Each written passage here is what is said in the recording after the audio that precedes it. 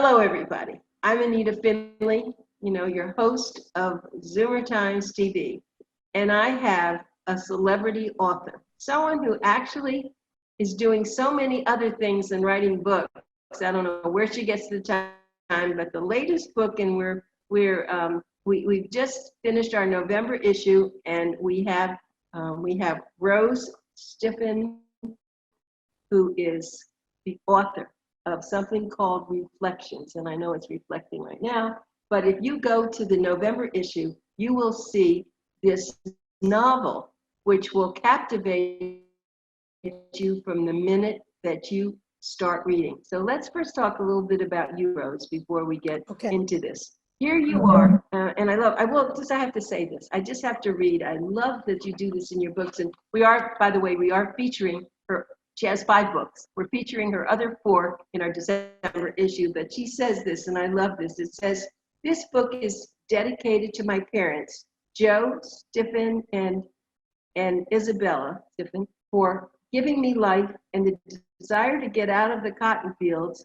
and to the deceased author, Betty Niels, for helping me create Ralph Cleaver. He is a true Betty Niels man. Now, I don't know who Betty Niels is. Oh, well, okay, so Betty Niels is an English author. She has been dead for a few years, and all of her men were literally tall, usually blonde and handsome. And they were always the good guy, always the good guy. And I just loved and her plots were the same. But I loved every plot because I knew that he was gonna get the woman in the end, and only because he persevered. And that's why I liked Ralph, because I said that's a Betty Niels man. He was tall, but he wasn't blonde. He was dark, dark hair. No. Well, so the thing that's so interesting, I'll go back to this, that Rose actually is a cancer researcher. She has a PhD, and she's gone through lots and lots of with a lot of degrees. She even practiced at the Jude Hospital, which I love them. The commercials are so sweet when they come on. But you have such an amazing history, and but you have another side to you, because I'm sure since you work in this field of cancer, trying to find a cure, you need a relief, don't you? Is this what this is for you?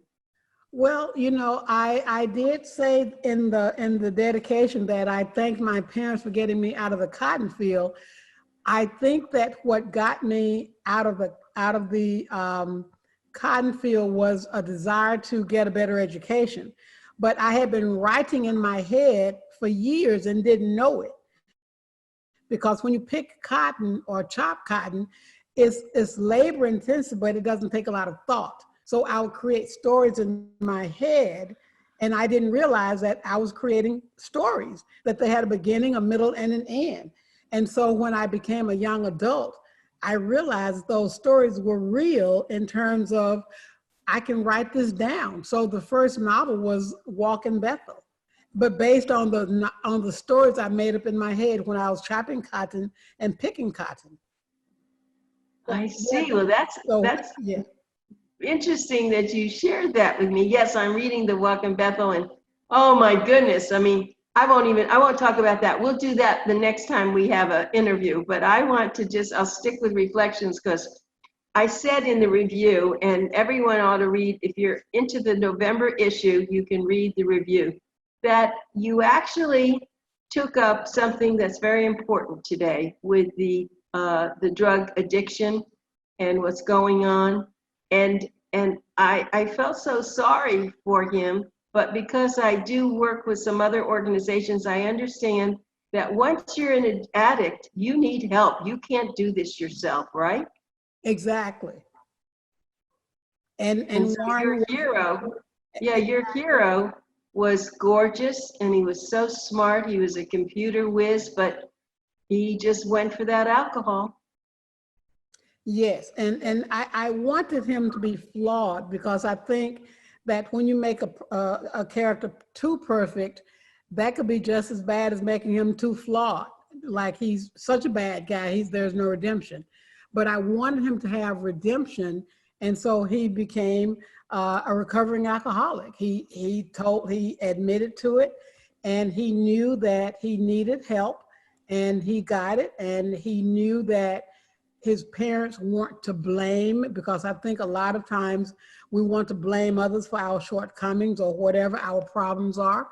But he admitted that it was his own problem, and he had to find a way out of it himself.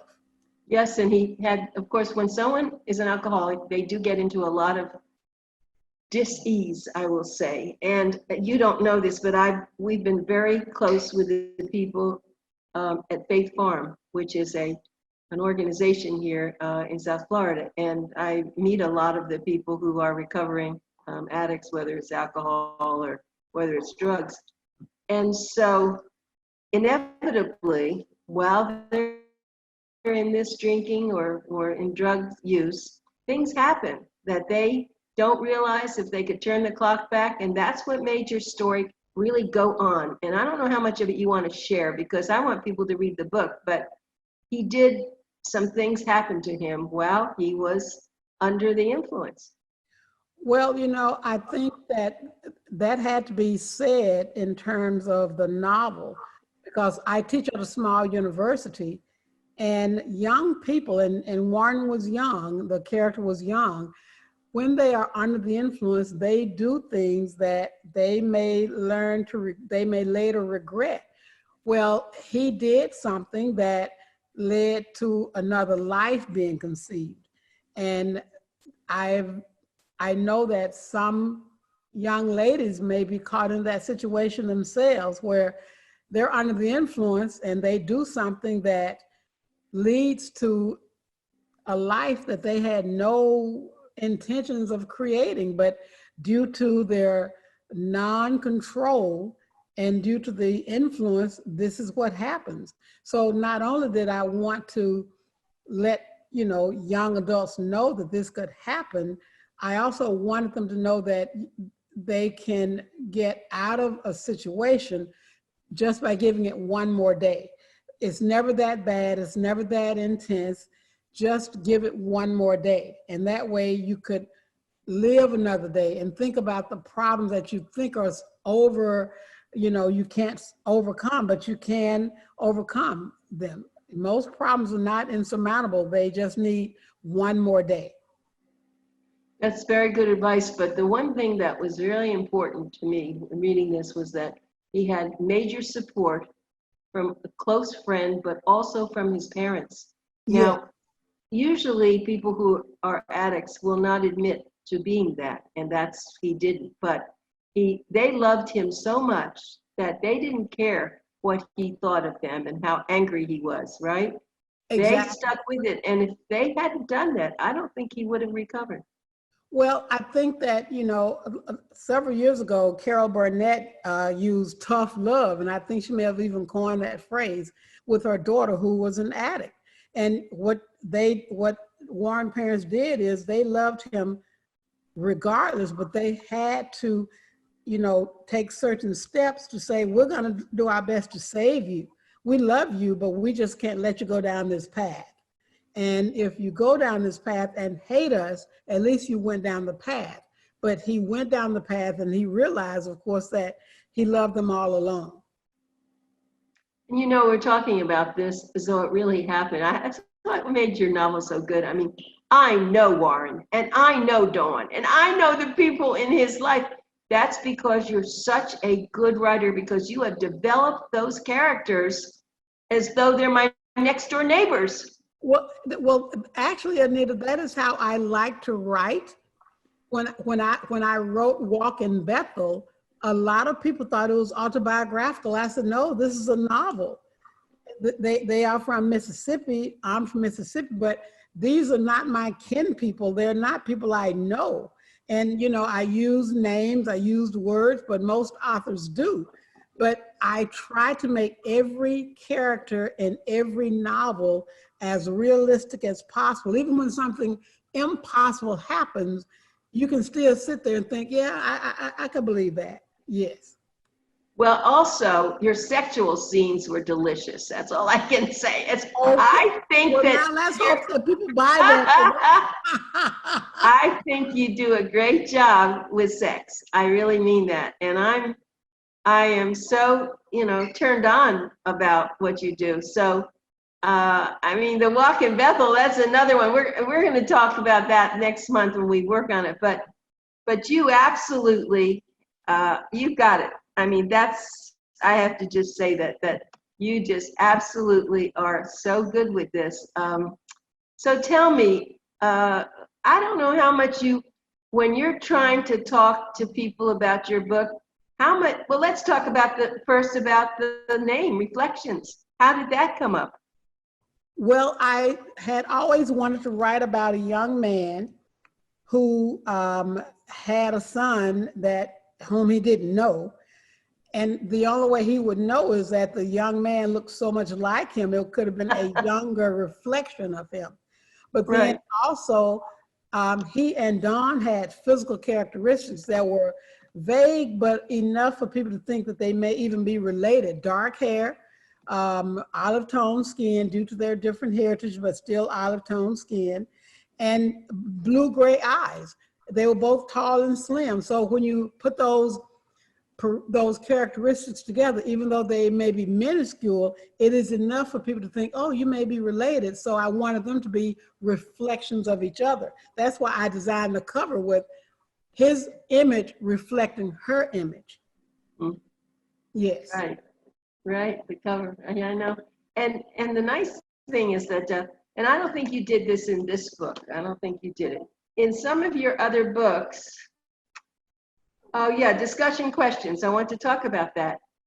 That's unusual. I don't usually see that in books, your discussion questions. Is that because you want this to be part of a book club and that helped them? I want all of the novels to be part of a book club or to be read and discussed. And so what I do is I try to include questions that are going to drive the readers to think. Right. That's my phone, I'm sorry. I know it is. It's yes. Okay. We'll just let it go. So let's just keep going on with this. So now, when you start to write this book, it's in your head.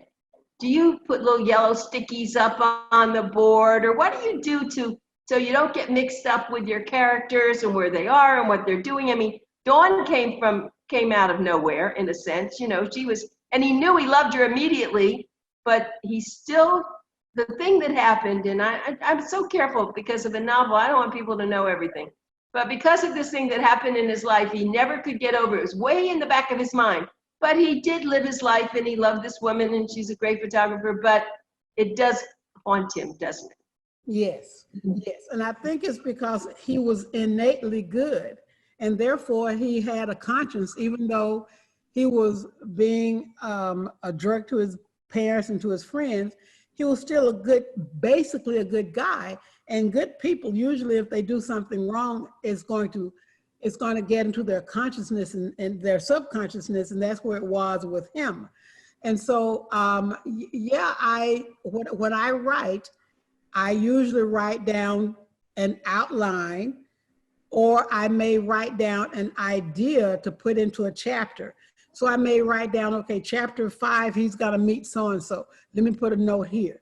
So I do my best to create an outline, and then I write from that. I may go in and edit, I may go in and remove, but I try to keep that outline, and I may even rearrange chapters, but I do write an outline as I write.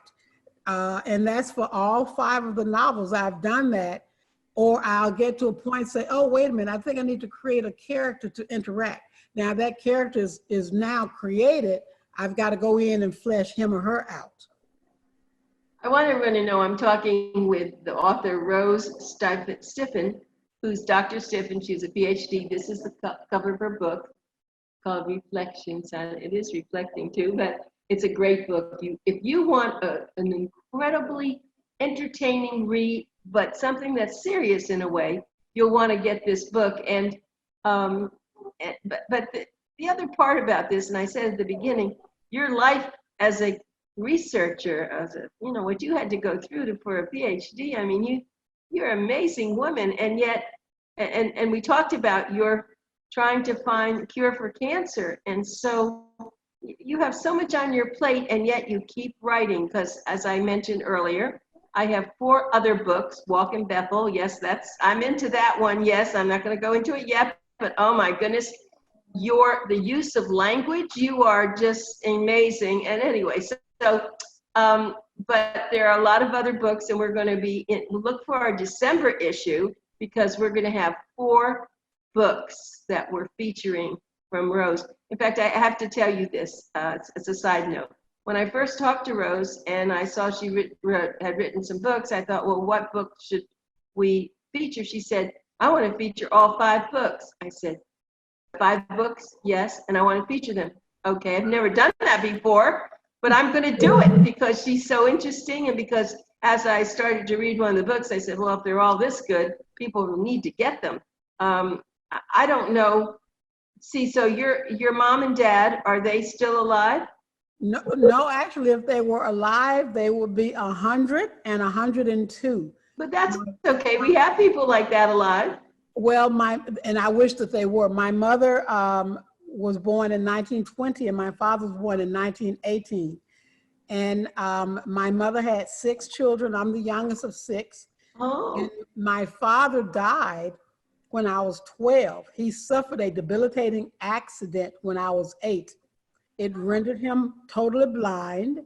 And because, of course, he was blind, he couldn't work. And so my mother basically at that point became a breadwinner for 6 children. And 4 years later, he passed away. And then she had 6 children, and one was getting ready to go to the college, and one was already in college. And so I was still in middle school. And again, my mother never remarried. She was a maid. She did not have an education. My father went to 6th grade. And I think she went to, well, to me, she didn't go to school because she started school at 13, and she was there for a month. So to me, she didn't go to school, but she learned how to read, and she became a very avid reader. She didn't read books. She read the newspaper every day. And I had to get my strength from her because she didn't get married. She, as far as I know, she did not have a boyfriend, and she raised us, all 6 of us. And, you know, it's hard for people to say, oh, well, you know, but they're all 6 of us, we've never had, and I'm not bragging, please don't think so. It's more of an homage to my parents. We've never had any problems with the immediate family or the grandkids. You know, the grandkids are adults now, and they all went to college, or they're all employed, or they are all starting great families, and they're doing great. But I honor my parents for that, not for what we did, but for what they did. It's called tradition. That's what they did. They gave you. That's what it was. Yeah, they gave you inside, and they had good genes, and they gave you good genes, and they are so proud of you wherever they are. They are proud of you because I don't know what your brothers or sisters are doing, but you are a star. And in the time, I think we've encouraged people to get this book by knowing you, but could we spend a little time on your research and what you do, and what do you actually teach? Well, right now, and you know, we're having COVID issues, et cetera, but organic chemistry is what I teach this semester. My PhD is in biochemistry, and I'll probably teach that in the spring. And my master's degree is in organic chemistry. My BA is in chemistry. So my organic chemistry ability to teach came from my master's, where I did research, and it's patented. I got a patent. I'm part of a patent, was to look for fire ant bait to kill the fire ant. That's a big thing in Florida and in Mississippi, where I was getting my master's.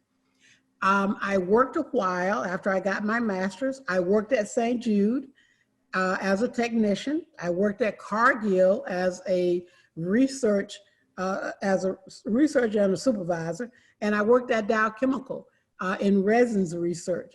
And then I decided to go and get my PhD at the University of Tennessee. And I've always wanted to be a biochemist.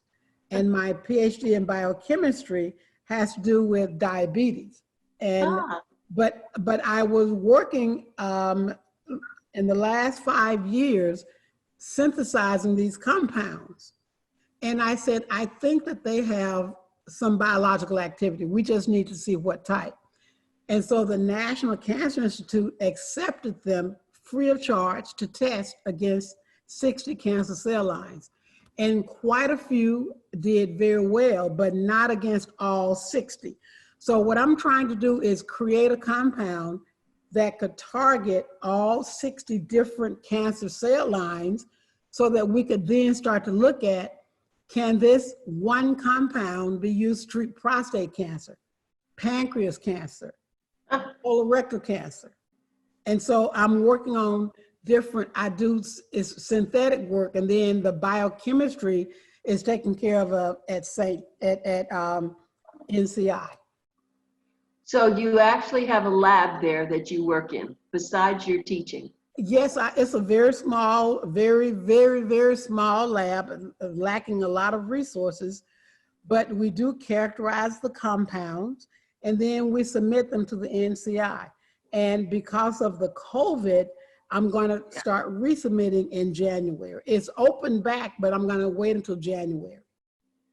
I see. And I'll bet some people will grab you. Like I've been sending you things from Scripps. In fact, they have another one coming up that I don't know if you got onto it, but I would think they would grab you and help you with this, because I'm sure that, of course, you can't teach there. You know, it's all really research. It's research, exactly. And I think you'd be a wonderful teacher. Do you ever talk about your books to your students?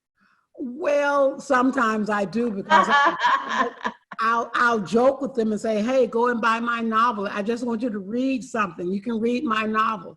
So, and actually quite a few students have. And one student bought Walk in Bethel and she finished it in one day. And I know it. I was surprised. That's what you're doing to me. I'm forgetting everything I have to do. Well, that's what a colleague said, that he said, I have other stuff to do, but I'm reading your book. So I was surprised, but she read it in one day. And I was so surprised because it's not a thin book. It's pretty thick. It's a big book. What's it about? 400? It's a lot. It's the biggest one you have. It's over 300 pages. Yeah, I know it. I was surprised. Yeah, I mean, it's one day. So when do you know how to finish a book? I mean, that's always been a problem for authors. I can't write anymore. You know, the publisher says, okay, you brought in this manuscript, you've got to cut it in half. Oh yeah, right. Yes. Well, I think, you know, I'm self-published, so I think if I had a real publisher, he might have cut down Walk in Bethel, but I self-published, so I didn't have to cut it down. But you said, how do you know when you end a novel? Now, for me, every one of my novels, except for the one I'm working on now, and I am working on it, I knew the ending before I finished the book. I just knew what I was going to end on. And that helped me get there. I don't know why, but the end came to me for every novel before I finished. Even as I'm writing, I knew that was going to be the end. Is that typical of authors, do you think? You know, I don't know, because I've read so many ways to write, and they are all different. So it may be true for one author. Another author may just write until the characters tell him that it's done. I don't know. And I think every character has a unique way of writing. Even if they follow a scripted way to do it, they may even change that script so that it fits their needs. Right. Yeah. Well, the heroine, Dawn, in Reflections is a very lovely woman. You know, you really did. I don't see any flaws in her. Are there? Well, I think the only flaw was that to me, she loved Warren too much. But Yeah, then I think when you love a person, someone else may say that you love that person too much. But she loved him truly, and he loved her truly. I know So that. And that's why, there were no yeah, flaws in her, none. right. That's right. And that's why they could get through what was going to come up for them. You know, Exactly, because it's very, she very had to, important. I yes. guess the thing I didn't like about your book was it ended. I didn't want Wow, it well, to thank you so much. Thank you. I wanted them to go on. I didn't want it to end. That, you know, it's like, and I think, frankly, since I've only read Reflections, I'm just into Walking Bethlehem. I think some producer, some Netflix or somebody better find you, because I think you could put on some incredible movies.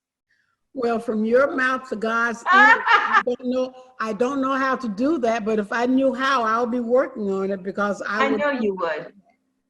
I Yeah, know you would, but I think because when I go to see a movie, all the things that you have in there, the mystery, some people you don't like, then people you do like, and at the end, a happy ending, I just think it would be a beautiful movie. Well, you just have to keep writing, because somehow, if you see it, you've got to see the movie. You've got to see that in your brain. And yeah, I think that it can happen, Rose. And my guess is Rose Stuffin and not Stiffin, Stupin, right? Stiffin, yes, Yeah, Stiffin. it's Stiffin, right. And Rose is so much. And we're going to hear from her again. This is just the beginning. You're going to be one of my regulars. And I Wow, just, thank you. well, you're fabulous. In fact, I love that picture that you sent us with that gorgeous headpiece you have on. Well, thank you. I appreciate that. As you can see, I know, but that's okay. But I love that. well, thank you. I honor my heritage, and that is Yes. it's a genuine outfit from Togo, and my ancestry places me in Togo, so I'm happy to wear that outfit. But it's more of an honor than, I understand. yes, Well, yes. well, you're an honorary person, and we're just running out of time, but we'll be back to you again, Rose. I cannot thank you enough. You've brought such joy into my life, and you will for anyone that buys your book. So they can go to Amazon.com and just write in Reflections, and it's Rose Stiffen, Stiffen, and I PhD, right? Yes, and you can just type in books by Rose Stiffin, and Okay. they'll all come up. The second, and Reflections is the second novel, and so you can purchase all five. They're Yeah, on Kindle. They are good. ebook ready. They're paperback. So I'm hoping that this will get me some foot traffic. So thank Oh, it will. It's you. going I to get you foot appreciate it. traffic, and we have, watch out for December. What a big magazine. You're going to be loaded on that one. Well, So thank you again, Rose. Thank you. thank you. Take care. Okay, and find out what to do about cancer. We're rooting for you. Well, we are working on that. I just wish I that we know, could, get more targets for the cancer sales. So, right? And yeah. I'll get back to you on everything. So thank you again. Thank you so much. And you take care. Have a great day. Take Bye, care, everybody. Dan. Take care. Okay, bye-bye. Bye.